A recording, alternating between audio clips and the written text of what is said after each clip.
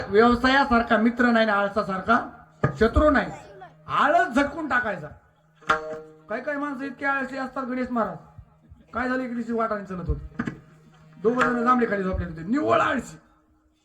ते वाऱ्याने जांभळ पडलं, ते पडलं, ते झोपलेल्या एका व्यक्तीच्या नेमकं इथं जांभळ पडलं. कुठं झोपलेलं, उठून बघा जरा, इथं जांभळ पडलं. ते शेजारच्या झोपल्याला काय म्हणतो, अण्णा ए एवढं जांभळ मध्ये ढकल बरं, म्हणजे हितालचं जांभळ हिथं त्याला ढकलायला काटाळा इतका आळशी.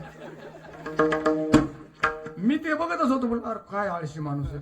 बरं मी त्या शेजारच्या माणसाला म्हणलं, अहो ढकला ना तेवढं जांभळ राव, त्याला देवाने वरून पाळले, फक्त तुम्ही ढकलायचं काम करा.